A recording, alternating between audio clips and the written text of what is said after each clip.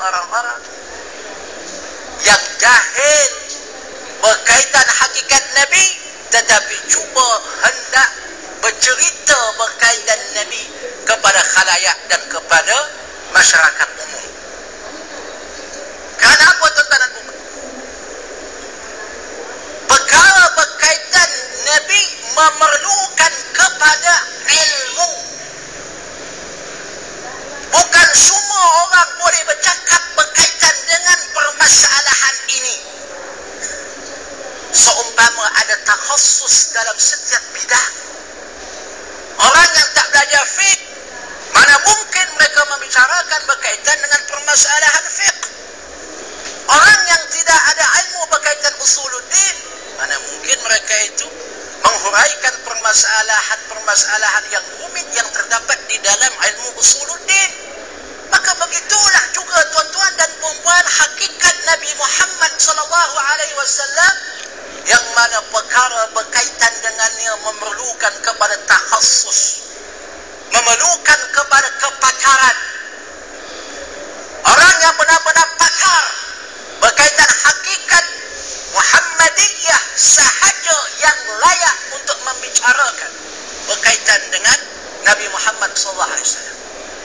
Tuan-tuan dan puan-puan yang dimuliakan oleh Allah SWT, mana mungkin kita mampu berbicara berkaitan dengan hakikat Nabi Muhammad SAW sedangkan kita tidak pernah menamatkan pembacaan sebuah kitab yang membicarakan hakikat Nabi Muhammad. Mana mungkin kita nak bicarakan hakikat sifat Nabi Muhammad sedangkan kita tidak pernah membaca hadis-hadis berkaitan dengannya. Maka oleh kerana itu pengajian ulama silam tradisional mesti dihidupkan semula. Sebab itu di awal saya menyatakan, kita lihat tidak ada satu kuliah di dalam sebulan itu berkaitan dengan Nabi Muhammad. Di mana kitab seumpama Syama'il An-Nabawiyah yang dikarang oleh Imam Tirmizi radhiyallahu ta'ala anhu, yang membicarakan berkaitan dengan dua aspek Nabi, sama ada pada aspek jasmaninya maupun rohaninya, yang termasuk sifat dan akhlaknya,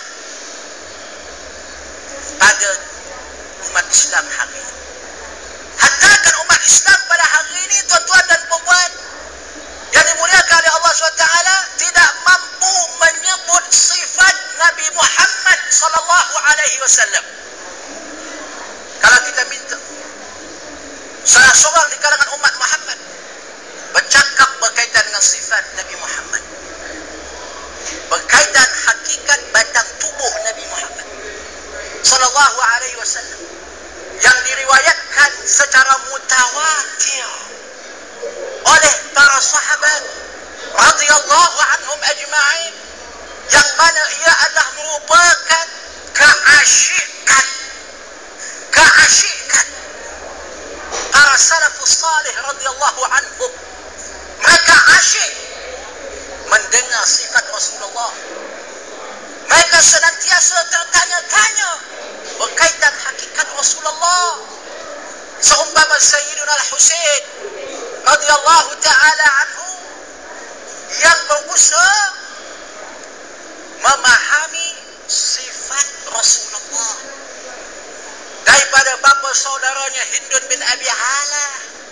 Begitu juga Sayyidina Al-Hasan cuba memahami sifat Rasulullah daripada ayahandanya Sayyidina Ali, seumpama yang diriwayatkan oleh Al-Imam At-Tirmizi dalam kitab Syama'il yang kita sebutkan sebentar tadi, tuan-tuan dan puan-puan.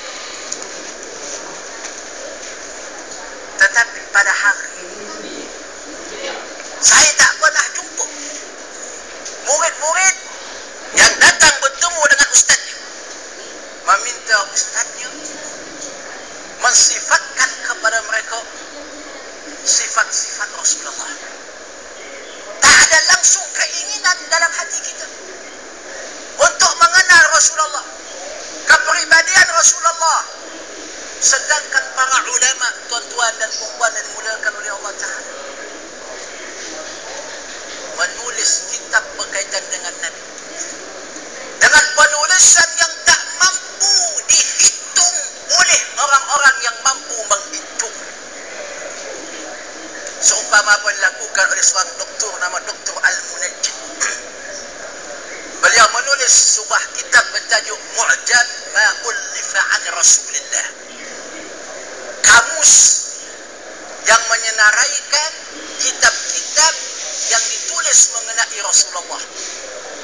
Beliau menyatakan di mukaddimah kitab tersebut, aku cuba menyebut semua kitab yang pernah ditulis berkaitan dengan Nabi Muhammad, tetapi jikalau aku melakukan meneruskan kajian aku, maka sudah pastilah umur aku habis, penulisannya belum lagi habis. Dalam kitab itu beliau tulis 2.500 kitab yang ditulis berkaitan dengan Rasulullah. Kemudian seorang lagi ulama itu Syekh Abdul Jabbar Al-Rifai meluaskan lagi skopnya dengan menulis Mu'jam Ma Ullifa an Rasulillah wa Ahli Baitihi, kamus yang menyenaraikan kitab-kitab yang membahaskan mengenai Nabi Muhammad dan ahli keluarga.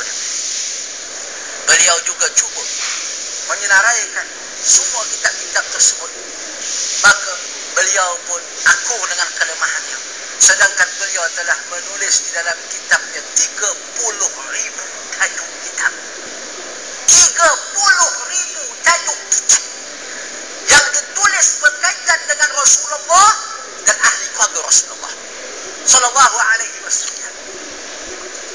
Di mana kita, tuan-tuan dan puan-puan, dengan kitab Asy-Syifa bi Ta'rif Huquqil Mustafa yang dikarang oleh Al-Imam Qadhi Iyad Al-Yahsubi radhiyallahu taala anhu, yang mana apabila kitab ini ditulis, tuan-tuan dan puan-puan, ada di kalangan ulama yang terpahat bid'ah di dalam hatinya, mengkritik kitab tersebut dengan ucapannya, qad khala hadzal mughayribi, sesungguhnya orang Maghrib Merauke yang rendah martabatnya ini telah melampau di dalam penulisannya terhadap Rasulullah sallallahu alaihi wasallam. Maka tuan-tuan dan puan yang dimuliakan oleh Allah Subhanahu wa taala, saya nasihatkan diri saya dahulu sebelum tuan-tuan dan puan, jangan cuba kita berbicara berkaitan dengan hakikat Nabi kita Muhammad ini sebelum kita menamatkan kitab-kitab yang membahaskan hakikat Nabi Muhammad, seumpama 2 buah kitab yang saya sebutkan sebentar tadi, tuan-tuan dan puan. Maka oleh kerana itu, tuan-tuan dan puan, kenal atau tidak, cinta atau tidak kita terhadap Rasulullah berkaitan dengan ma'rifah kita, berkaitan dengan pengetahuan kita terhadap Rasulullah sallallahu alaihi